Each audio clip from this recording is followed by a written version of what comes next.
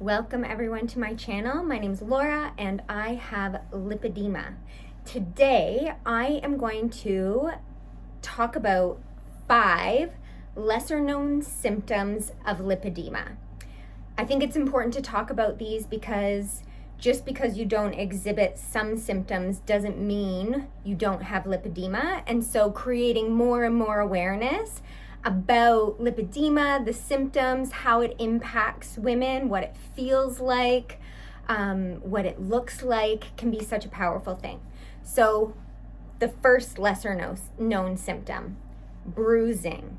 Easy bruising. I remember my entire life, people would be like, what happened to you? And half the time I wouldn't even know how or when I got the bruise that I have. And it progressively got worse in my 30s.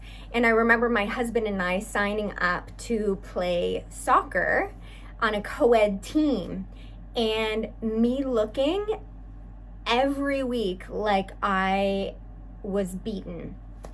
And half the time I didn't even remember or recall the exact hit or moment where I may have even gotten these bruises. So if you bruise like a peach like me and you exhibit some of the other symptoms, then it might be something to check out. The second lesser known symptom is extreme tenderness to touch. So it's funny because as I reflect, it's really easy to look back and be like, wow, I really did respond to that touch in a way that someone who didn't have lipedema would respond. So for example, when my kids would climb up on my lap, I remember I would sometimes be in pain and actually say, ouch, get off. And it wasn't until, my husband said something like, hey, what's wrong? Are you hurt? And I had realized that I was living with this pain, but I had experienced it for so long that I wasn't even really aware until something specific happened. So tenderness to touch. So along with this, some women can feel uncomfortable in like overcrowded places because they can sometimes be worried about how the touch will feel. So for example, for me, even when getting my blood pressure checked, it hurts it's quite painful, and I just assumed it was that painful for everyone. And once I discovered this, I asked a few people a question, and some people are like, no, I hardly even notice it. So tenderness from touch is our second one. So our third one is painful fat. Fat shouldn't be painful.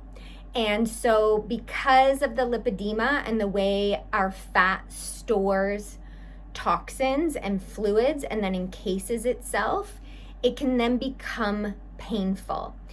It's important to note that not every woman with lipedema experiences painful fat. I personally did experience it. However, I have a girlfriend who has classic lipedema, and she has never experienced pain with her lipedema.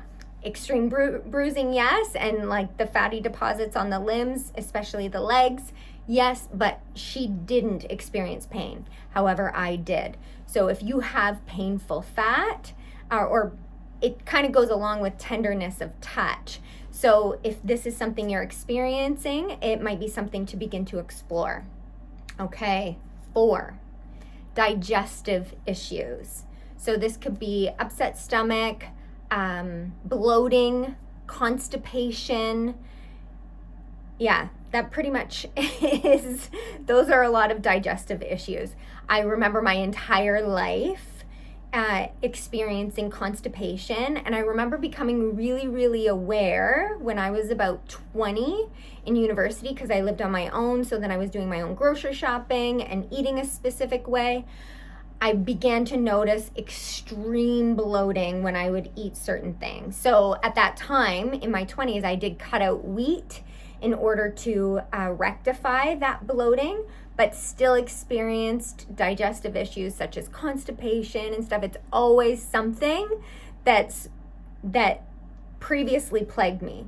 These are things I experience much less of now that I understand lipedema and my body and how to best support it and really take my body back.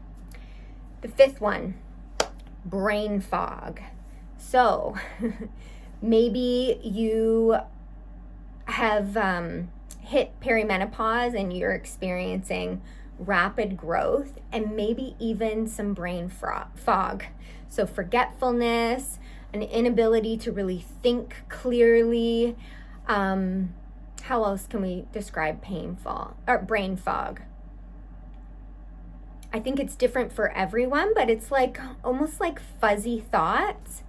And the reason why this happens in women with lipedema is because our lymphatic system is quite sluggish, especially working under the confines of, all of this diseased fat. It can, again, overload your system with toxins, and this can cause brain fog. So this is something that for me, once I began implementing a whole bunch of conservative therapies, it got better and better and better. So it's something that we definitely should take seriously, and with an awareness and an understanding of lipedema and how it affects your everyday life and the things that trigger you in particular.